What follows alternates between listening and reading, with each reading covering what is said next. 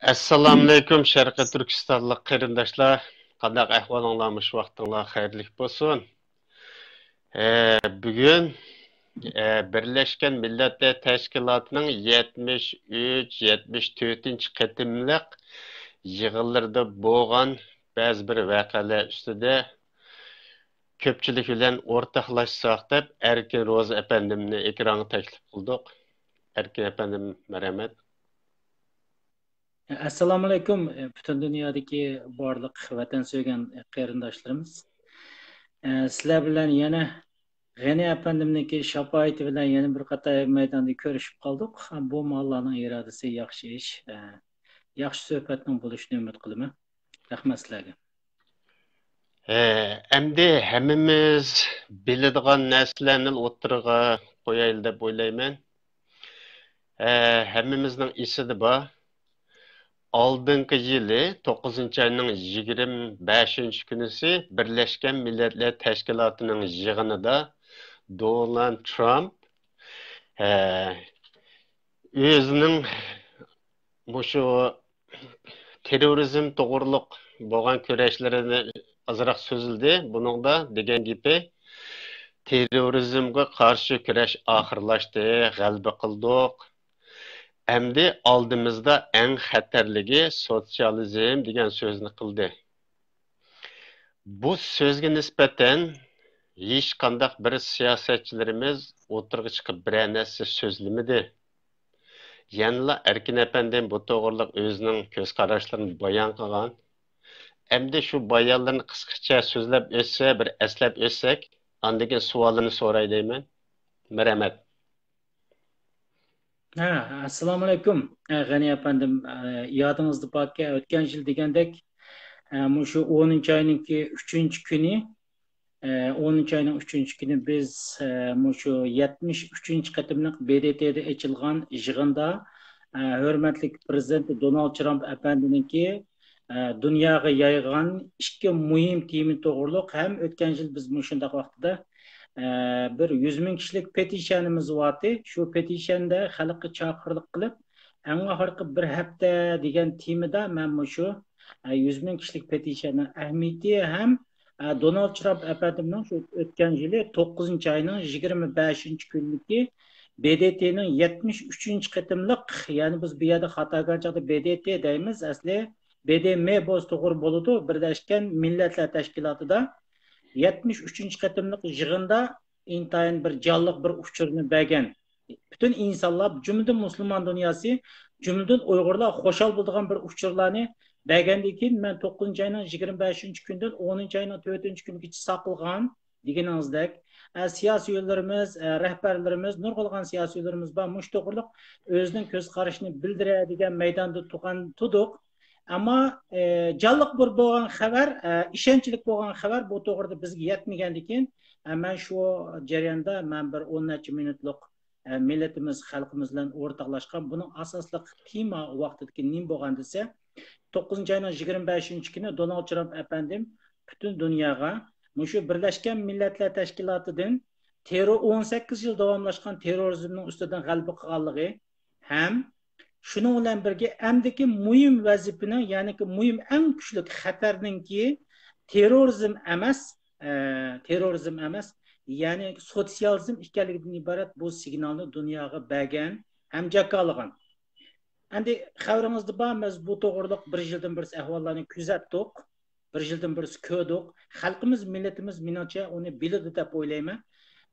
Masalan, endi davomli so'zlashga tegishli bo'lsa, bu bir yil jarayonida, ya'ni bu yil 10-oy 9-oyninki masalan 19-kundan 23-kungacha ochilgan 2-qatimliq ama 74-qatimliq BDT yig'inigacha bo'lgan jarayondagi amaliy ahvollarni, nurg'un narsalarni so'zlashga to'g'ri keldi endi.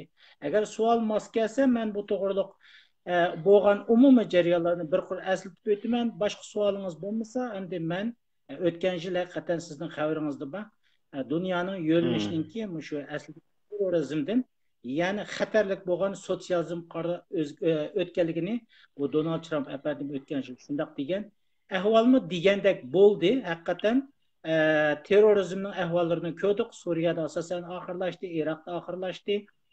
Amerika prezidenti Donald Trump efendim bu musulmon dunyosiga, butun dunyoga xatarlik bo'lgan bu Daesh'ninki dunyodan talto'kis tozlanganligi to'g'riliq bu to'g'riliq xabarlarni berdi. Bugun kuniga kelsak, u to'g'riliq jiq xabarlarni yo'l qilolmaymiz. Ammo yana qarasak, bir yildan birisi kelsak, bu yerda masalan Huawei shirkatininki eng chong xo'jayini bo'lgan bu Xitoyninki Kanadada ko'rgilinishi, nima tutuqlanishi. Onundan keyin masalan bu yil 3 oydan boshlangan Xitoyga nisbatan mallarga 25%dan bojlarning kelishi, takrar bojlarning kelishi ko'rib turyapmiz. Xitoy bilan Amerika o'rtasidagi yoki Xitoy bilan G'arb dunyosi o'rtasidagi Janubiy Tinch okeani rayonidagi bo'lgan voqealar, masalan Amerikaniki uzun musofirlik yadro qurollar sistemasidan Rossiyaning va Xitoyning chiqinma, Amerikaning bundan chiqib ketishi. Masalan Amerikaniki Yaponiyaga 105 tane F-35 tiplik masalan eng ilg'or tipli qurollarni masalan hatto Tayvandan tortib bu berishi mana bu ayni vaqtida Donald Trump efendim degandek dunyodagi eng chong xatarli kuchning terrorizm emas, ya'ni bu Xitoy, ya'ni bu kommunistik davlatlar ekanligini biz bu ahvol, bu degan ahvollarning haqiqatan rost chiqqanligini ko'rdik. Undan boshqa masalan Shimoliy Koreya qattiq yumshidi desak bo'ldi. Umuman oldiga chiqdi Amerika tarafda desak bo'ldi. Masalan Venezuelaning ahvollariga qarasak, Venezuelani Amerika hukumati mayli embargo jihatlardan bo'lsin, mayli qaysi jihatlardan bo'lsin, uni asos jihatdan kontrol qilgan ahvollarni ko'rib turyapmiz. Hozirgacha bo'lgan reallik ahvolninki umumiy jihatdan umumlashtirib ko'rinishi mana bu shundoq. Demak, xulosa gap 73 qatimliq BDT yig'inida Donald Trump efendim buni degan bu voqealarniki amaliy jarayonlari hozir amallashib chiqyapti, ko'rinib turyapti amaliyot. Demak, hozir mushu kommunizm bilan, ya'ni kommunizm, Xitoy kommunizm bilan bir adolatni, demokratiyani, haqqoniyatni so'ygan bu ikki dunyo hozir tirkish bosqichiga kirdi. Ham Amerika manchi bo'lgan chog'da bu ustunlikni egallab kelyapti G'arb dunyosi deb qarayman. Menimcha bu reallik ahvol, amaliy ahvol. Vaqt munosabati bilan bu tushuntirish mishagicha bo'lsa, qarindoshlarimiz hali tafsili boshqa narsani o'zlari biladi. Shunga ortiq so'zlashning hojati yo'q deb o'ylayman. Endi bu yilgi, ya'ni 9-oyning 19-dan esimda qolishicha 23gacha Birlashgan Millatlar Tashkilotining yig'ini bo'ldi. Buningda Uyg'urlarning masalasi o'ttirib qo'yildi. Ya'ni Uyg'urimizning o'zi chiqib so'zladi. Endi buning qarta boshqa siyosiy yo'llarimiz o'tirib chiqib bir narsa hozirgacha ochiq so'zlamadi. Shu WhatsApplarda so'zlab qo'yish degandek, YouTube'larda bir nima deb qo'yish bilan tugidi. Rasmiy bir narsa so'zlamadi. Endi buni har xil tushunayotgan qarindoshlarimiz bor. Mush to'g'riliq ozroq tushuncha beramsiz? Rahmat. Menimcha bo'lgan chog'da bu millatimiz cho'qim bilishga tegishli ahvol deb o'ylayman. Masalan, bu qatim 74-qatimliq BDTda ochilgan umum yig'inda biz Donald Trump efendi so'zlamagan bilan mayata Donald Trump efendining yanında boshqa Uyg'urlar o'tirib bir ret o'tirib boshqa Uyg'urlar shu Donald Trump efendining, ya'ni Amerikaning uyg'urlashtirishi bo'yicha desak 100% to'g'ri bo'ladi. Muşada Uygur meselesi, yani Şarkı Türkistan'daki umum ahvallardan xulasa yığın oldu. Hem de bu yığın kimler tarafından uğurlaştırıldı desek Amerika tarafından oldu yani. Hem de biz ilgili köpçülük diyen bu Uygurların umum meselesi hazırki kırgınçılık ahvali, Şarkı Türkistan'ın umum ahvali, mesela Mike Pompeo efendi olsun, Mike Pence olsun, Amerika'nın emeldarları her hepsi dedik bu bizim meselemizni Aksaray'ın içinde her gün dedik tekrarlap koyatdı. Xabarda bo'lgandek mesela 9-oyning 11 günü, yani 18 yıllık terörizmni dünyadaki her qandaq bir xalq, her qandaq bir millet qo'rqinish ichida xotirlaydigan. Yani bizning ashaddiy dushmanimiz bo'lgan Xitoy bu fursatdan foydalanib Uyg'urni ashaddiy qirib atgan, buni da 18 yil ustunlik bilan foydalangan. 11-sentabr kuni yani Uyg'urni umumyuzlik terrorist qilib, dunyoga ko'zitib, mush orqali yo'qotishni nishon qilgan. Xitoycha aytgan vaqtning o'zida bu terrorizm bir xo'shallik, bir ahamiyatli bir kun bo'lgan mush kunda, masalan, Amerika hukumati inson huquq qonun loyihasini 9-oyning 11-kuni senatdan o'tkazish orqali yana Xitoyga eng ajallik bir zarbani berdi. Yani onun agishibla bir haftadan keyin masalan 74. qatimliq BDT yig'inida Donald Trump efendimning o'g'irlashtirishi, ya'ni Amerikaning o'g'irlashtirishi bo'yicha desak bo'ldi. Bu yerda taklif bilan masalan Religion Freedom degan bu diniy e'tiqod erkinlik yig'ini nomida Uyg'ur masalasini butun dunyoga tunishtirdi. Ham bu yig'in faqat bu yerda so'z elish yig'ini bo'lmasdi, mening tushuncham bo'lganchaqda bu 74. qatimliq yig'in xulosasi gap G'ani efendim. Bu BDT'da Donald Trump efendimning bizning masalamizni bu yerda o'tirg'a qo'yishi, ya'ni Amerikaning o'tirg'a qo'yishi aslida masalan 18 yillik terrorizmdan keyin sotsializmning dunyodagi eng xatarli kuch bo'lgan bo'lsa, bu qatimliq BDT yig'inda mushu sotsializmning eng ashaddiy ziyonkashlik uchrayotganlar kim degan narsani dunyoga Amerika hukumati aynan jakoladi desak, bu xato bo'lmaydi. Mushu terrorizmning eng çok qurboni, ya'ni sotsializm tuzumida yashayotgan davlatlar ichida Uyg'ur xalqi eng ashaddiy qirg'inchilik uchrayotdi deganni Amerika va Donald Trump hokimiyati butun dunyoga BDT orqali jakoladi desak, bu %100 to'g'ri bo'ladi. Shu orqali butun dunyodagi masalan demokratiyani so'ygan, jumladan bizni setib kelayotgan musulmon va turk dunyosiga sen endi o'zingning do'sting bo'lsang do'stingni, musulmondochilik bo'lsa musulmondochilik turayotgan insonlarning yenidan o'rnini top degan signallarni berdi. Xulosasi gap, bu qatimliq yig'inda intayin biz uchun aytganchaqda intayin qo'shonlarlik ish sotsializm, ya'ni terrorizmning eng cho'ng qurboni bo'lganlar Uyg'urlar degan masalani BDT orqali dunyoga yeyish orqali Uyg'ur masalasini to'liq xalqaralashtirdi desak, bu hech qanday xatolik bo'lmaydi. Ham bu Amerika hukumati masalan bu 74. BDT'da bu masalani o'tirib qo'yib qolmasdan, ya'ni bugun qarsangiz masalan Mike Pompeo efendim İtalya'ya kelib Vatikan'da diniy masalalar bo'yicha aytilgan yig'inda yana nuqtali qilib Uyg'ur masalasini o'tirib qo'ygan. Demakki, bu yerda Amerika hukumati o'zining tashqi siyosatida Uyg'ur masalasini o'zining eng asosli tutib qolganligi bu yerda ro'shan bir aniq holatda turdi hamdi. Vatikan desa butun dunyodagi insonlarni yaxshi biladi. Bu katolik dunyosidagi eng kuchli kuch bu hamdi. Hamda men ilgari o'ylagandim, Amerikada bizniki siyosiy masalalarimiz asosan kun tartibga keldi.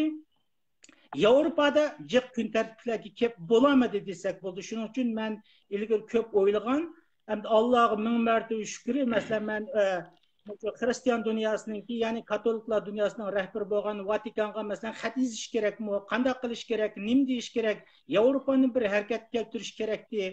Bu Sharq Turkiston, ya'ni Uyg'urlar masalasida degan ideya fikrdim. Allohga ming marta shukr, hamda her niyat, her tilaklar bo'yicha bo'ladi, siyosatning cho'ng jihatini o'ylanadigan gap. Hamda bu Mike Pompeo efendimninki Vatikanga kelib, Vatikanda ya'ni Uyg'ur masalasini o'tirib qo'yishi, demakki bu islom dunyosi emas, Vatikandami, ya'ni Hristiyan dunyosida Uyg'ur masalasini bu kun tartibga akilayli degan taklif fikrlarni o'tirib qo'yibdi. Chunki bugungi ahvollarni o'zimiz bilamiz. Sharq Turkistondagi masala nuqul bir musulmonchilik masalasi emas. Kommunizmninki bu masala bir musulmonlarni yo'qotish masalasi emas, bu yerda xristianlarni yo'qotish, boshqa dindagilarni yo'qotish masalasi. Tabii bu ahvollar buning ichida. Endi jiq so'zlab ketdimmi, qanday ham sizning bergan savolingizga? Yaxshi javob berdingiz. O'zingiz anglab turdingiz, mushu WhatsApp to'plarida mushu yig'inda bak qisqa so'zildi. Mustaqil bo'lamiz degan gaplarni demidi degandek bir xil munozir shakllik talash tortish degandeklar bak ko'p bo'lib ketdi. Biz bir narsaga diqqat qilaylik-da, bu yig'inda nimani o'tirib qo'ymoqchi, nima mazmunni munozir qiladi degan narsaga diqqat qilmadik-da, nurg'unisi qaqshab ketganlar bo'ldi. Aram bir chiqqanda uzunroq so'zlamamdi degandek o'zimizning xiyoli bilan har xil ayblashlar bo'ldi. Amaliyotda bayam siz degandek bu bir diniy erkinlik masalasini o'tirib qo'yayotgan chog'da bu. Boshqa narsalarni bu yerga tortib akirgil bo'lmaydi. Nima to'g'riliq yig'in bo'lsa, shuni so'zlash kerak. Atidan kechgacha munosabatsiz bir narsalarni so'rab akirsak, oyada haqning vaqti bor belgilab qo'ygan. Hatto qo'g'ilib o'tishi mumkin, taqtuq so'zlasa, nerasi azishib qolgan birisi kirga o'xshaydi degandek qilib.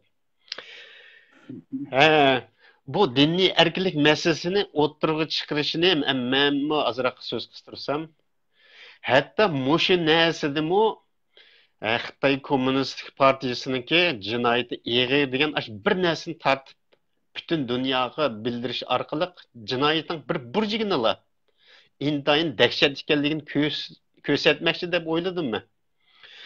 Bu irqiy qirg'inchilik deganlarni hozircha qo'yib turib, shu kichik bir ashniki burjiga bo'lgan diniy masalasidan shundoq bo'ldi deganni o'tirib qo'yib turib, butun dunyoga buning dinsizning qandoq bo'lganligini, islomga emas, xristian, budda, katolik hammasiga qarshi ekanligini, bir alvastıga o'xshaydigan butun insoniyatning bir dushmani ekanligini bildirish uchun qasddan shu diniy tarafdagi bir narsani o'tirg'i chiqadimikin deb men o'zim ashtaq faraz qildim. Hamda to'g'ri xatomni uqmayman. Lekin buni xato tushunib qolgan qarindoshlarimiz bo'lsa, to'g'ri tushunayli. U yig'in faqatla diniy erkinlik masalasi to'g'riliq bo'layotgan yig'inda u.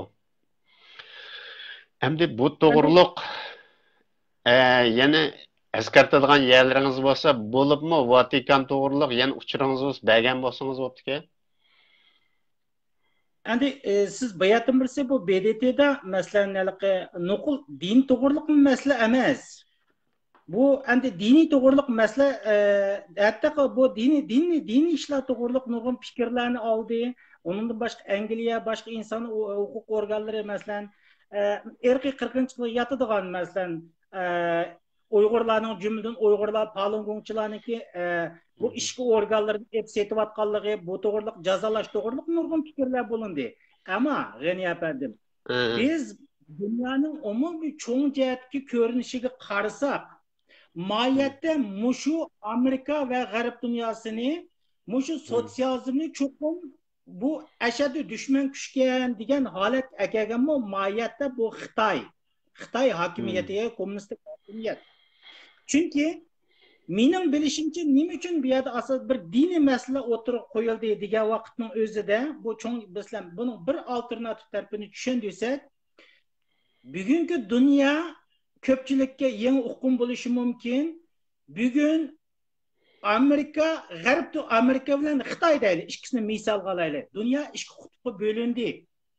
Ya'ni Xitoy dunyoni atizm orqali 65 davlatni besib o'tgan Ipak yo'li orqali, besib o'tgan bu jarayonda atizm orqali dunyoni boshqaradigan, ya'ni bu atizmlik sistema dollar bo'lmagan, atizmlik sistema bu ideya butun dunyoga yayilgan, buningda islommi bo'lmagan, xristianlikmi bo'lmagan, buddizm bo'lmagan, zaten atizmni biladi. Shu ko'rinib turayotgan dinsiz Xitoy o'zining bolasini yeydigan, cho'shqinini yeydigan, hammani yeydigan, dunyoda ko'rgan narsaning hammasini yeydigan, inshaalloh bu atildi yoki Yajuj Majuj deb atiladigan bu kuch dunyoni boshqarmoqchi idi. Ammo bu qo'rqib ketdi.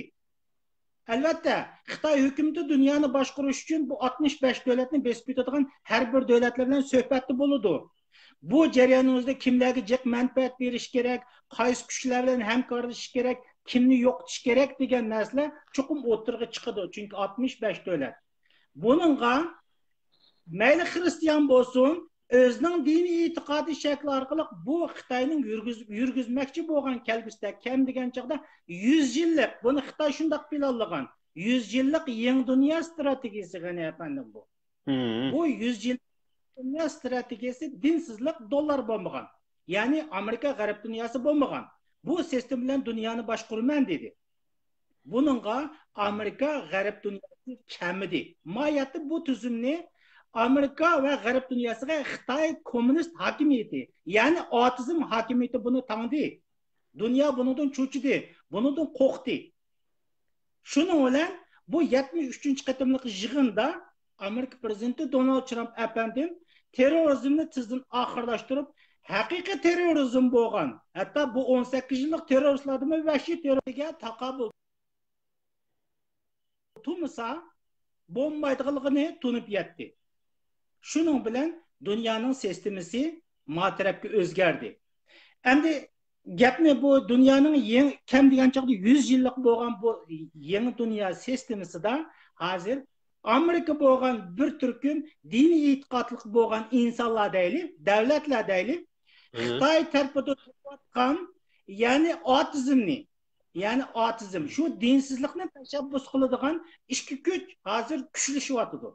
Bir-biri bilan chirmishyapti. Bir-biri bilan do'st izlayapti.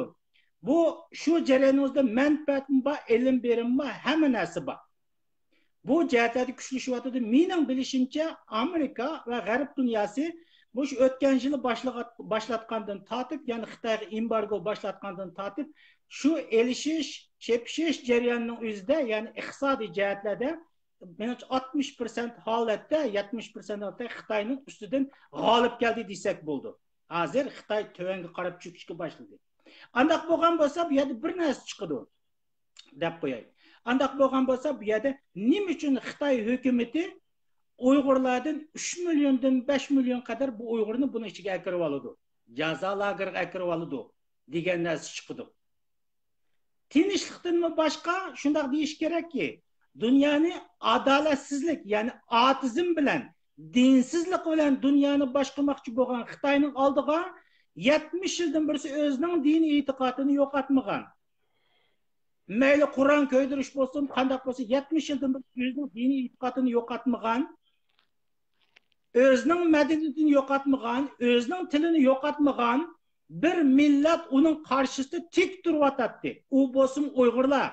Yani başkalar seliştirip kalışı mümkün. Mesela sabık Sovet İttifakı'daki Kazaklar, Kırgızlar, Özbekler, qarindoshlarimiz 70 yılda nemesini juturib koydu. Hemen nesini juturib koydu. Tilidan tortib, dini kadar juturib koydu. Naq 70 yıl önce de bugün Uygur milleti bir nesini yo'qotib koydu mu? Tilini yo'qotib koydu mu? Yo'q. Açıkçılık bo'lsin mi? Dinini yo'qotib koydu mu? Yo'q. Şunun için Xitoy hukumati dunyoni atizmlik bilan, ya'ni dinsizlik bilan boshqarmoqchi bo'lsa, bu yerdagi birdan-bir o'zining ko'ziga sanchilayotgan, hech narsani yo'qotmayman deb kurash qilayotgan o'zining madaniyati, o'zining dini, tili bilan 70 yildan birisi Xitoyning ichiga kirib ketgan bir millatni cho'qim tigidan yo'qotish kerak deydi. Buni Amerika ve G'arb dunyosi aniq ro'shan tunib yetdi. Hatto bizning Uyg'urlarimiz hech qaysi bu nuqtani tunib yetolmadi desak bo'ldi. Buni Amerika ve G'arb dunyosi, jumladan Amerika uchun men shunchalik rahmat deymanki, Amerika hukumati buni tunib yetib bo'lgan. Shuning uchun bugun Uyg'ur millatini cho'qim qutqizish kerak deydi. Cho'qim bu dinsizlikning ustidan g'alaba qilish uchun Uyg'urdek bir millatni qutqizish kerak deb o'tirib o'zining mukammal siyosatiga, Oqsaroydagi siyosatiga aylantirib qolmasdan, ya'ni buni BDTga akirib, ya'ni uningdan boshqa bugun Vatikanga yetkazyapti. Xristian dunyosiga yetkazyapti. İşinimenki Uyg'urlarning bu jangovar millatimiz, Uyg'ur millatining hozirgi fojialik taqdiri bugungi dunyoning eng asosli masalasiga aylandi degan gap. Meniki bu to'g'riliq deydigan gapim shu. Yani bir siz ahirda deb qoldingiz, siz mesela Vatikan to'g'riliq dedingiz. Vatikan Hristiyan dunyosiningki eng kuchli kuchi. Yani katoliklar dunyodagi eng cho'ng boylarni Yahudilar, boshqalar desak, bu katoliklar dunyodagi eng cho'ng kuch. Jumladan Hristiyan dunyosida, dunyoda hech qanday vaqt masalan Pavel mesela Vatikanniki bu dunyodagi hech qanday bir siyosiy liderlar qo'liga so'ymaydigan siyosiy liderlar yo'q. Ular ayni vaqtidami ikkinchi qatimliq Checheniya urushi bo'lgan vaqtidami bizning shu vaqtdagi chechenlar Vatikanniki ayni vaqtdagi boshliq, ya'ni papani Checheniyaga taklif qilish orqali bu qirg'inchilikning oldini olishga tirishgan. Bu Hristiyan dunyosimi yana ayni vaqtida masalan Polshada masalan boshlatganti bu komünizm yani dinsizlik tüzümünü yok tutuş için bu Vatikan Hristiyan dünyası nayet yaxşı hemkarlaşkan. Bugün ne dünya Müslümanlarla emas bulupmu Hristiyanlar bu işlerden en qattiq cho'chiyotidir. Gapning xulolasini desak, bizning tarafda turib, ya'ni Xitoydagi bir ateist tarafda turayotganlar bugungi kunimizda xulosalab aytish kerakki, musulmon dunyosi va turk dunyosi. Aşı ateistlar, aş atizm bilan dunyoni boshqaradigan kuchlarni qatab turibdi. İnşallah bu qatim Pompeo efendim Vatikanga kelibdi. U yerda bu masalani tanishtirdi. Demakki, bizning masalalarimiz jumladan bu Hristiyan dünyasının umumyüzlük bir oldidagi umumyüzlük halqimiz bo'lmaydigan bir masala qatoriga kirdi desak, menimcha xato bo'lmaydi. Rahmat, taqotiq so'zlab qolgan bo'lsam. Yaxshi tushundirish berdingiz. Endi mushu Hong Kong vaziyati to'g'riliq azroq fikrlashsak deb o'ylayman. Hammamiz bilib turibmiz. Mushu Hong Kongda namoyish bo'lgandan boshlab hozir kundan kunga ishlar ig'irlashyapti-da. Burun ko'zdan yosh oqizgan bombalarni atgan bo'lsa, hozir u bombalarni kuchlantirib, hatto qoral bilan odam atadigan ishni chiqadi. Buni hammamiz ko'rdik. Demak, bu qadamma-qadam o'zining haqiqiy abdibashirsini oshkorlab kelyapti. Endi mushu to'g'riliq xato tushunayotgan qarindoshlarimiz bor, Hong Kongdan qo'llab qo'yayli desak, ahvosim, qarosim o'xshash Xitoy degandek ko'z qarashlar bilan fitna yig'ib taqib yurganlarmi bor. Hatto siz burun Facebook chiqarib qo'ygan mustaqilligimizning yadrosi irqiy qirg'inchilik masalasi degan narsa bordi. Men ma'nosini Facebook chiqarsam, sen Uyg'urning gapini qilyapsa, bu degan avtonomiyaning da'vosini qilganlik deb shunday fitna qilganlar bor. Bu ustidagi Sharqiy Turkiston mustaqillik degan xatlarni bular bilmaydigan o'xshaydi. Endi mushu irqiy qirg'inchilik va Hong Kong masalasi to'g'risida o'zingizning ko'z qarashini azroq bayon qilgan bo'lsangiz. G'ani efendim, bu yerda aniq bir ro'shan bir nuqta bor. Qaysi nuqta desa, bizning da'vogarlarimiz 70 yildan birisi madaniyatimiz qirilib ketdi, dinimizni qirib ketdi, tilimizni qirib ketdi deyish orqali bu Sharq Turkistondagi xalqqa jumladan 99% bizning aziz millatimiz Uyg'urlar yurgizayotgan qirg'inchilikni Xitoyning ichki da'vosiga aylantirib keldi. Albatta, ular uchun qanchalik bu qirg'inchilik bu ichki da'vo emas. İnsan hukuk davası emas. Bu bir xalqarалық dava. Mayatı dava muşundaq bo'lish kerakdi. En çok cinayet değil mi bu? Bu cinayet. Bu cinayet. Çünkü Xitoy bu cinayetni ta 49'dan tortib ta hozir qadar biz bilmaymiz kam degan chaqda ba'zanlar 3 million deydi, ba'zanlar 4 million deydi. Menimcha u tug'ilmagan bolalar bu vaqtlardan tortib o'ltiga qachon necha millionligini bilmaymiz. Ammo bilib turdiki, bu yerda bir qirg'inchilik masalasi bor. Etnik bir qirg'inchilik masalasi bor. Asli da'vo bunday bo'lish kerak. Bu yerda Xitoy hukumati qarang. Xitoy hukumati bu yerda ajizlashmadi. Kompartiya chuqur yo'qiladi. Bu yiqiladigan aniq. Andaq bo'lsa kompartiya hokimiyati yiqilib tushsa, Yugoslaviyadagi o'xshash, Ruminiyadagi o'xshash ayni vaqtda yiqilib tushgan kommunist hokimiyat, sotsialist hokimiyat liderlarini chuqur bir jazoga tortish kerak.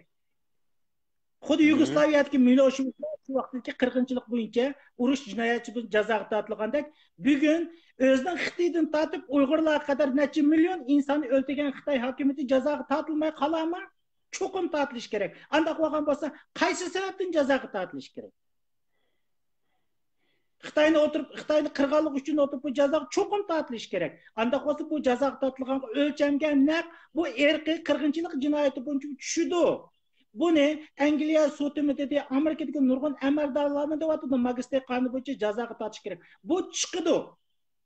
Aniq o'tirg'i chiqadi.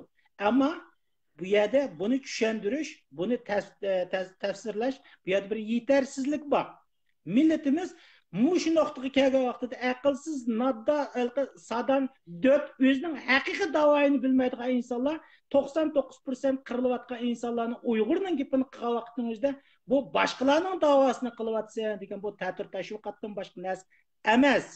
Bu ta'tir tashviqot.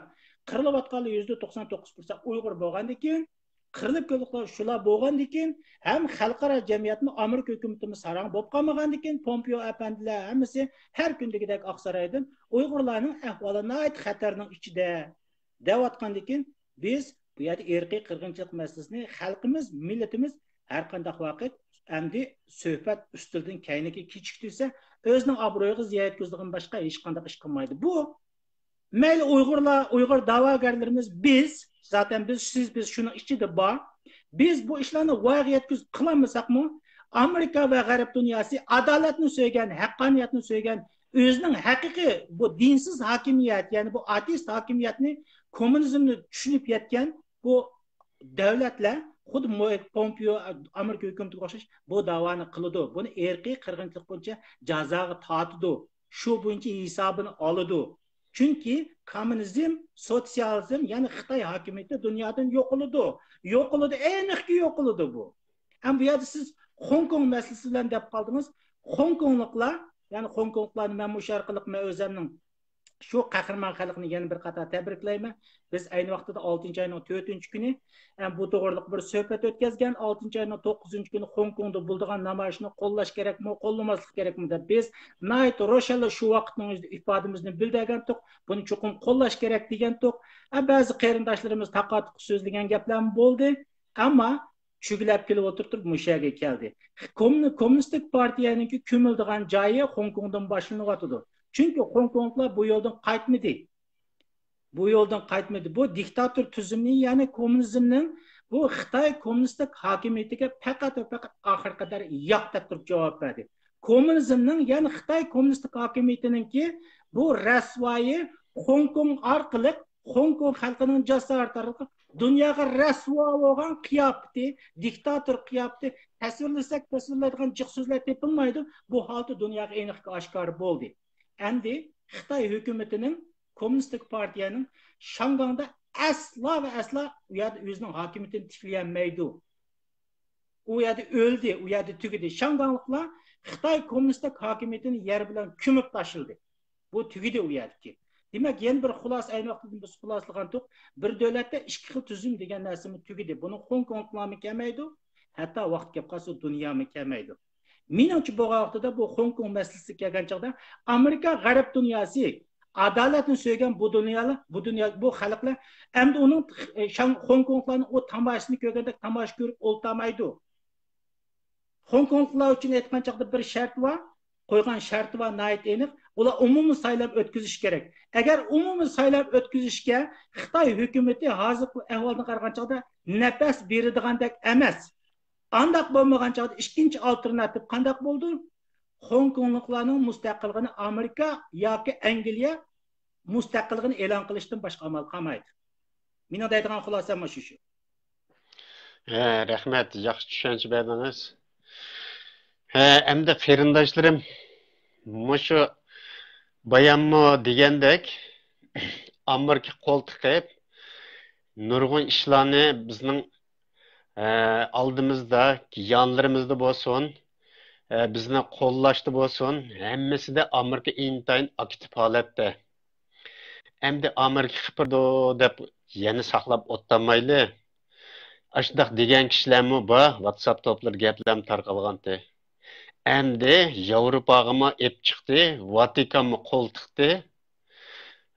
Endi bizni qo'llaydigan odam jihildi, jim o'tasak texmi cho'ng kuchlar bizga yordam berdi deb texmi bo'shab ketmayli. Bizning hozir qilgan ishimiz mana shu Xitoyning ep berayotgan irqiy qirg'inchiligi, ya'ni 99%dan oshiq Uyg'urlar uchrayotgan bo'lg'ashqa Uyg'urlar irqiy qirg'inchilik uchrayotdi degan narsani har qanday namoyishlarda oldiga ko'tarib chiqayli. Bu burunqidek bayroqni ko'tarib qo'yiblar, ko'chin ikkini aylanib qo'yib, Xitoy elchixonasiga berib, uni tillab qo'yib qaytib kelsak, uning unumi meningcha ancha yaxshi bo'lmaydi. Bu dunyo bo'yicha eng chong jinoyat mushu irqiy qirg'inchilik. Buni Xitoyning peshonasiga turtib turishimiz kerak. Doim uningga eslatib turishimiz kerak. Mangu bu narsani unutib qolmaylik qarindoshlar. Buni hammamiz Facebookga chiqarish orqali o'zimizning bir kishilik hassini qo'shishni qila olamiz. Oddiy ish. Ham bakirlab qo'ysaqmi bo'ladi. Mushuninga kuch chiqarayotgan qarindoshlar shundoq ko'p, yanim ko'payishini men shaxsan umid qilaman. Mushu ishqa bir kuch chiqarsak deyman. Erkin efendim yana to'liqlaydigan so'zlaringiz bormi? Nayt yaxshi gap qildingiz. Biz erkiy qirg'inchilik masalasi hozirgi masalada bizning eng asosli kun tartibida bo'ladigan masala shu. Biz har qanday bir davlatga kirib o'tirib biz mustaqilligimizni biz mustaqillik kerak desak nima uchun degan savolni qo'ydi.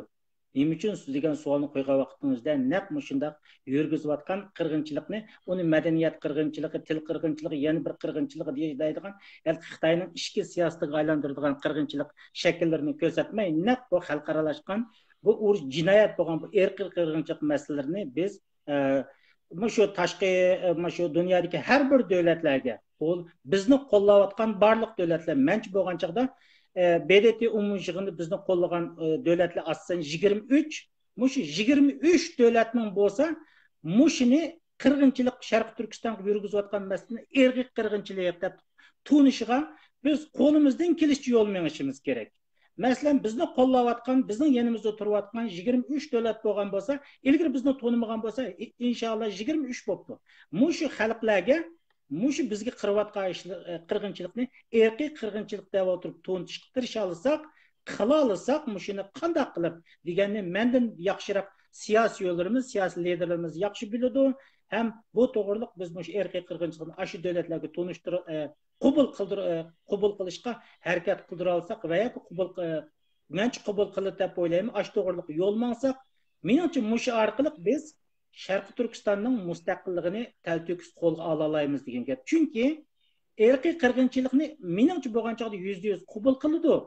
Bu madaniyatli dunyo qabul qildi. Bo'libmi Amerikada bir adolat bilan dunyoni boshqarib kelayotgan, hatto bu davlat bizning ishimizga shunchalik ko'ngil bo'lgan yerda cho'qim erkiy qirg'inchilik qabul qildigan aniq. Agar bu masala qabul qilgan vaqtingizda kelgusi Sharq Turkiston davlatini qurishda Xitoy bilan birga yashaymiz deydiganlarning hammalari og'izlari to'liq etilib ketadi. Biz u vaqtingizda Xitoy bilan birga yashaymiz deydigan ve insanlar çıkıp degan taqdirdami bu erkiy qirg'inchilik iborat. Bu qonun o vaqtimizda ularning eg'izini ocholmas qilib qo'ydi deb o'ylayman. Shuning uchun men vatandosh millatdoshlarimga deydigan gapim shu. O'tgan yilda bu bir yillik jarayonimizda ko'p ishlarni qildik, jiq ishlarni qildik. Avam fuqaro bo'lish suhbatimizdan bilan bak ko'p ishlarni qila oldik. Qarindoshlarimiz. Endi masalamiz bo'lsa, mening talabim erkiy qirg'inchilik masalasini cho'qim Sharq Turkistonni mustaqil qilishning eng asosli bir yadrosi deb o'tirib, buning uchun harakat qilaylik. Hammamiz shuning ichida rahmat aytman G'ani apandim. Tuyuqsizli bu suhbatga chaqatib, hadirvatdingiz, qo'rqitvatdingiz odamni o'tirib. Ya. Bo'ldi, rahmat. Meni deydigan gapim shu. Qarindoshlarim, Uyg'urlar erkiy qirg'inchilik uchrayotdi degan bu narsa Xitoyning gelini mangu bo'g'ib turadigan narsa. Bu avtonomiya da'vosi emas. Bu Xitoyning jinoyatini xalqaraga tonutish, o'zimizning dardini xalqaraga anglatish bo'ldi qarindoshlarim. Mani avtonomiya da'vosi deyotganlarning hammasi shayton. Erkin efendimning gapi bo'yicha beshiga o't qo'yib o'tiradigan shaytonlar u. İnşallah. Bunu qilmasak 70 yildan birisi bu qonga milangan xalqqa javob bera olmaymiz. Inshaalloh bu cho'qim bo'lish kerak. Bu bo'ladi. Cho'qim Sharq Turkistonda bo'ladi, vatanda bo'ladi. Jazo sud orqali qaminasi bo'ladi. Jiroqamidi bizning mustaqilligimiz jiroqamidi. Biz burunmi mediada so'zlagan bu erkiy qirg'inchilik degan xuddi urushlarda pilotni tishlab qo'yib, Qur'onni tishlab qo'yib qilib etiversa, ashun qirg'inchilik deb tushungan do'stlar, qarindoshlar borkan, o'tganda ashdaq gaplarni Facebookda xatda yozganlarmi bor, WhatsAppda deganlarmi bor. To'g'ri tushunaylik qarindoshlar. Filanlıq toğutның özümü filanlıq toğut qıb çəkilgən, ballarını evetkenlər, darı yegizgenlərinin həmmisi irqi qırğınçılıq. Qarindaşlarım, ma lagerga solvağanmı oxşaşla irqi qırğınçılıq. Ötürüp etken içki əzalarını setip qıvatqanlarga o abaylı irqi qırğınçılıq. Ma nəslərə diqqət qılaylı qarindaşlar. Facebooklarga chiqarib turayli bu narsalarni. Chatning tilida chatdanliklarga anglitayli. Rahmat. Mening so'zim tugadi. Rahmat. Undaq bo'lsa, suhbatimiz mishagicha bo'lsin. Qarindoshlarimga ko'pdan ko'p rahmat. Sharqiy Turkistonning mustaqilligi uchun Xitoyning gelini bo'g'adigan Uyg'urlar irqiy qirg'inchilik uchrayotidi degan shuarlarni to'g'laydigan ishni davomli qilib turaylik qarindoshlar. Rahmat. Bo'ldi, rahmat. Tuyuqsiz bo'lib qoldi bu suhbat. Taqotiq so'zlab qolgan bo'lsak, kechirsizlar, keyin to'liqlab